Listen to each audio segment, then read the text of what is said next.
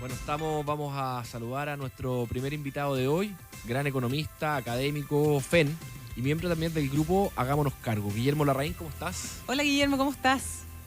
Hola Catalina, hola Un Patricio, un gusto. gusto estar con ustedes esta mañana. Igualmente, Guillermo. Oye, queríamos hablar contigo un poquito de economía, de contingencia y de algunas necesidades que tiene el país por delante, pero me gustaría partir con tu diagnóstico de la situación económica actual. En Chile hay consenso de que es muy bueno que se volvió a hablar de crecimiento. Entonces quería saber si tú crees que estamos en los niveles de crecimiento razonables y si es que hay consenso hacia adelante, cómo tenemos que seguir, cómo se puede crecer y cuáles son los roles que debe tomar el Estado. Mira, yo creo que efectivamente es muy bueno que todas las campañas estén hablando de crecimiento, que el gobierno está hablando de crecimiento, creo que eso es importante. Quiero hacer una reseña histórica cortita. El año 1958 se escribieron dos grandes libros de la historia económica chilena, uno por Aníbal Pinto, que se llamaba Chile, un caso de desarrollo frustrado, y donde él básicamente, él era un economista socialista, y él dijo algo que es muy importante. Él dice, el sistema democrático no es compatible con una economía estancada, ¿no? Entonces yo creo que hay que tomarse esta idea de que la economía necesita crecer no como un reclamo particular del sector empresarial o de los economistas que nos puede gustar el tema del crecimiento. Creo que es importante para la sanidad de nuestro sistema democrático. Y nosotros tenemos ya más de una década de estancamiento de la productividad, de crecimiento muy, muy bajo del Producto Per cápita, y eso yo creo que tiene que llamarnos a todos a la acción, ¿no?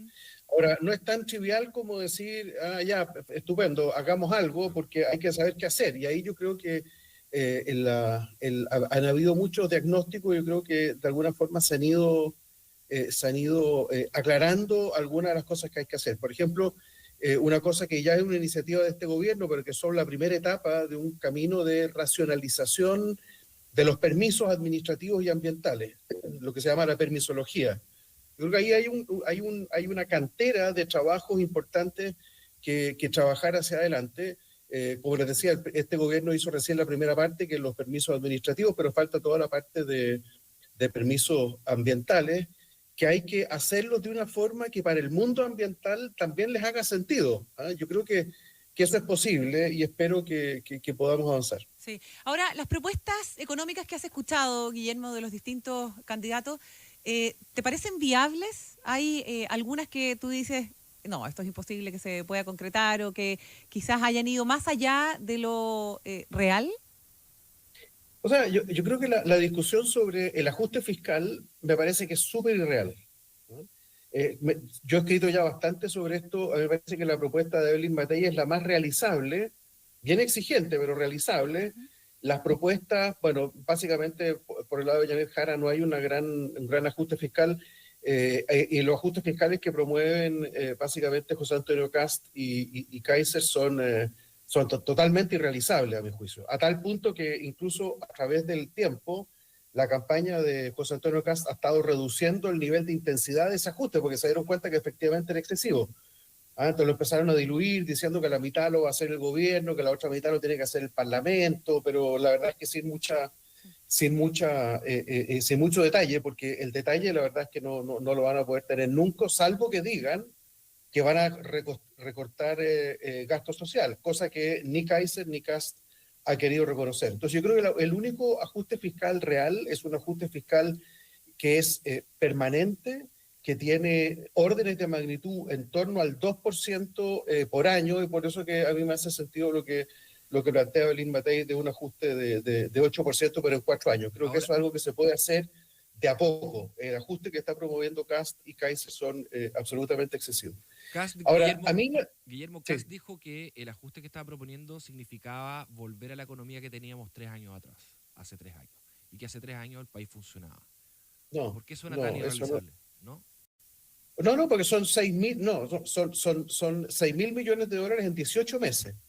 Entonces, claro, por supuesto, yo puedo decir, volvamos a algún punto que no tengo para nada claro que sea hace 3 años atrás, yo no había visto esa declaración, así que no te puedo confirmar el cálculo, pero el hecho de que yo diga algo que funcionaba hace 3 años atrás, yo lo voy a hacer ahora en 6 meses, y a una velocidad, por lo tanto, excesiva, sin tocar gasto social y para no tocar gasto social lo que voy a tener que hacer es reducir, el gasto social es prácticamente 2/3 del presupuesto, entonces si es que voy a reducir 6.000 millones de dólares en 18 meses, voy a tener que hacerlo sobre las otras, sobre el resto del componente del gasto público, y eso es una reducción como del 50% del resto. Y eso, por lo tanto, es un ajuste fiscal gigantesco. Lo que ha crecido en los últimos años en el gasto público es básicamente gasto social asociado a la PGU. Entonces, si yo reduzco gasto por el mismo monto, pero no en PGU, sino que en otras partes, necesariamente voy a afectar el funcionamiento del Estado. Guillermo, me llama la atención de que en materia económica hemos estado hablando prácticamente toda la campaña sobre los recortes, el ajuste del gasto fiscal y qué sé yo. Me imagino que hay varios otros temas relevantes de los que no se ha discutido demasiado.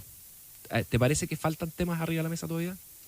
Totalmente, totalmente. Qué bueno que lo plantees, Patricio, porque, claro, efectivamente lo que ha llamado mucho la atención es que, porque lo plantearon ellos con mucha fuerza, y lo planteó fundamentalmente Kast y Kaiser con mucha fuerza, también Matella, esta idea del ajuste fiscal. Y efectivamente yo creo que tenemos un tema fiscal importante, el Consejo Fiscal Autónomo ha sido bastante claro al respecto, pero a mí me parece que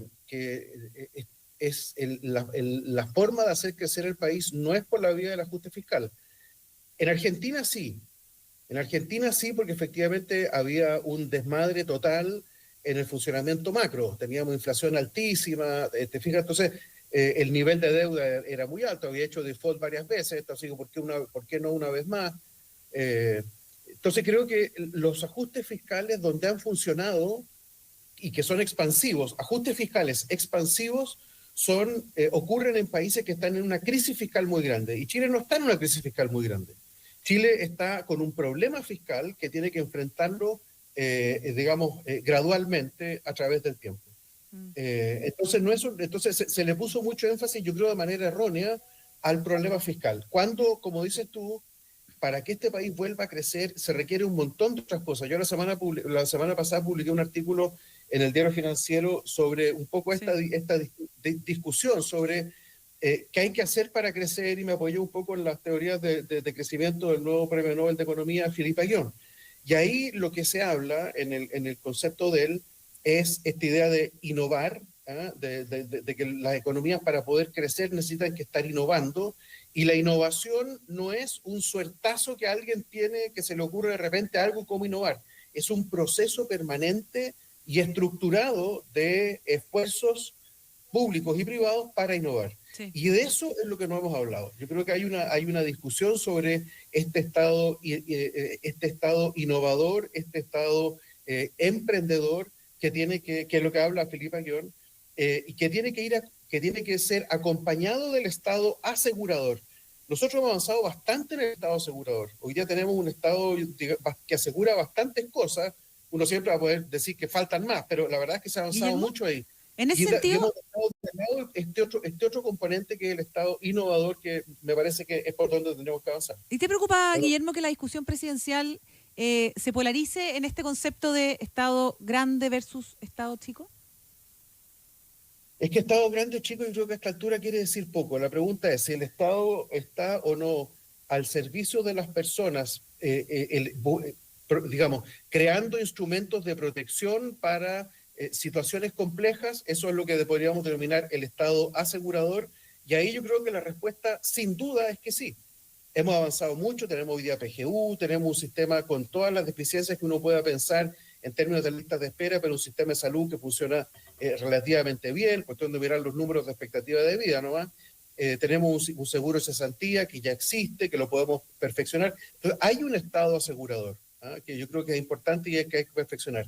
Lo que nos falta es el estado innovador, que promueva la innovación, y ahí es donde yo creo que nos falta. Entonces, creo que la discusión estado grande, estado chico, de alguna forma nos impide discutir los temas de fondo de cómo el Estado puede promover el desarrollo económico. Es que este es uno de los temas de fondo. Ahí es donde tiene que estar la discusión. Este es uno de los temas de fondo, quién tiene que hacerse cargo de la innovación. Porque cuando uno escucha las campañas, Guillermo, te dicen yo voy a crear 1 millón de empleos, yo voy a construir no sé cuántas casas, yo voy a crecer la economía no sé cuánto, 4%, 5%, como que el Estado fuera el responsable y el llamado a hacer todas esas cosas. acá hay hartas posiciones de derecha representadas en varios candidatos que lo que plantean es que el Estado tiene que hacer menos, no más, y en la medida que el Estado se retrotraiga, va a dejar espacio para los privados. No sé qué opinas tú de eso. Bueno, yo creo que es una forma equivocada de plantear el rol del Estado, ¿no? Evidentemente que cuando el Estado se expande mucho y se expande en áreas donde no tiene ventaja comparativa, por así decirlo, evidentemente que genera un problema. Claro.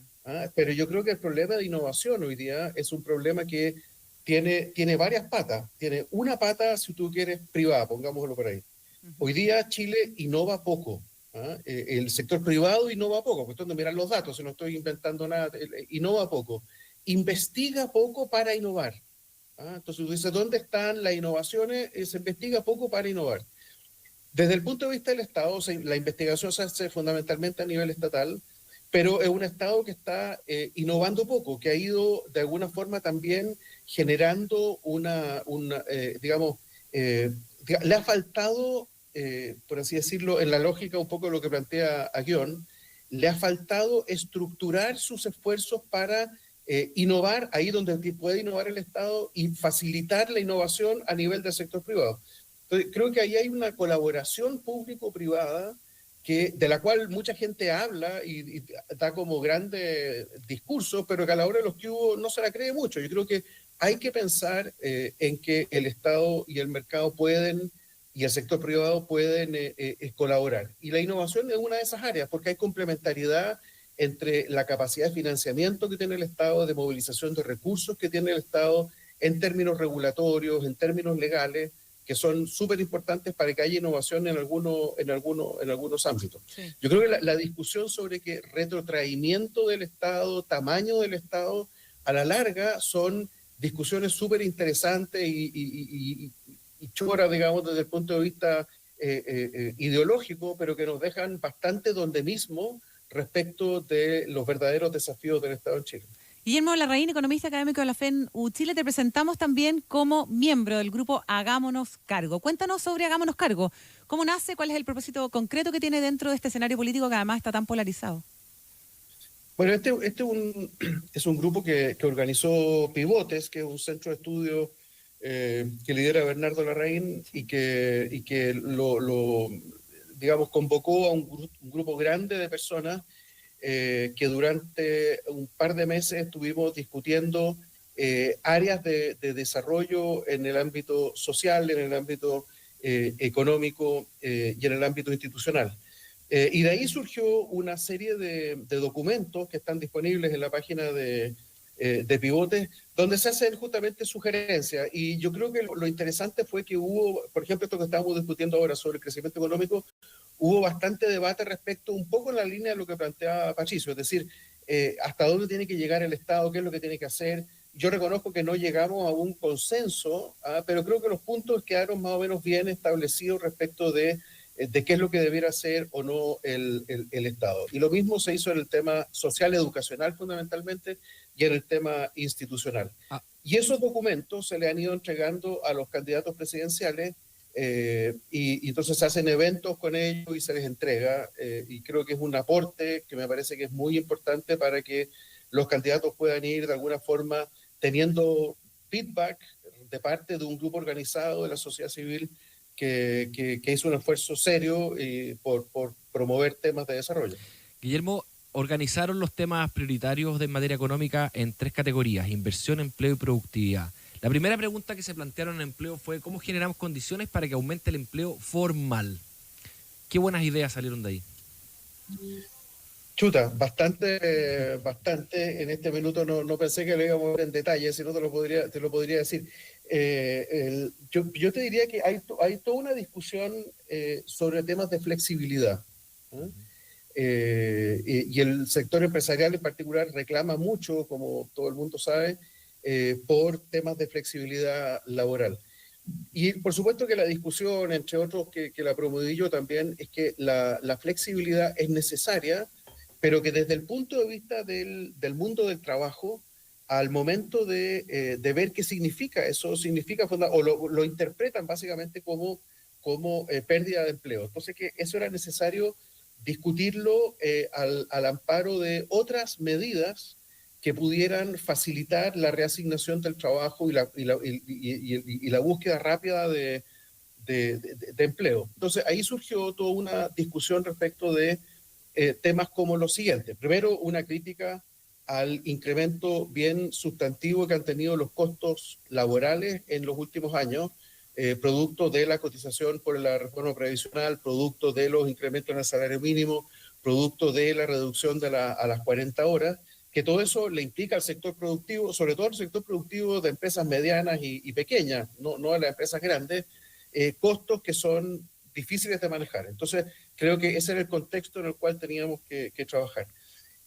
Y ahí surgió otro tema en el cual yo también estoy de acuerdo y tiene que ver con esto de las indemnizaciones por año de servicio. La indemnización por año de servicio es un instrumento que lo que pretende es dar al trabajador un medio con los cuales poder financiar básicamente el desempleo potencial que puede tener esa persona una vez que salga de la empresa. Pero eso creo que hay que interpretarlo como un bien público más bien. Cuando se hace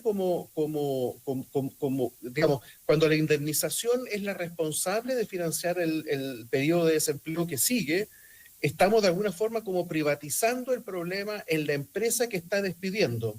Pero muchas veces esa empresa está despidiendo por razones que no le competen a ella, o porque hay mucha competencia, o porque hay algún shock extranjero importante en juego, y por lo tanto, de alguna forma, se le quita fuerza a un instrumento potencialmente mayor, creo yo, que es justamente el seguro de cesantía. El seguro de cesantía es un bien público, y nosotros tenemos que más bien sopesar, reducir la indemnización por años de servicio, fortaleciendo el seguro de cesantía. Es el mismo acto, es la misma cosa que hay que hacer. Y eso permite tener un mercado de trabajo más flexible, pero solamente plantear flexibilidad sin este otro ajuste de indemnización contra seguro de cesantía es problemático. Yo diría que ese fue como uno de los grandes temas que se discutió en este tema. Premiar el empleo formal a través de darle acceso al seguro de cesantía y en un contexto donde las empresas tengan mayor facilidad para crear empleos formales. Perfecto, muy bien. Guillermo Larraín, economista académico de la FEN de la Universidad de Chile, con este grupo además tan interesante de desarrollo de políticas públicas. Hagámonos cargo, con la idea, además, justamente de hacerse cargo de temas que son tan importantes para el desarrollo de nuestro país. Gracias. Exactamente. Gracias, Guillermo. Muchas gracias. Que tengan muy Nos buena vemos, semana. gracias a ti, Guillermo. Chao. Semana súper movida, ¿eh? Vamos a estar hablando la próxima semana, a ver si podemos analizar algo de los resultados del domingo. Con mucho gusto, que estén muy bien. Hasta luego. Gracias, igual.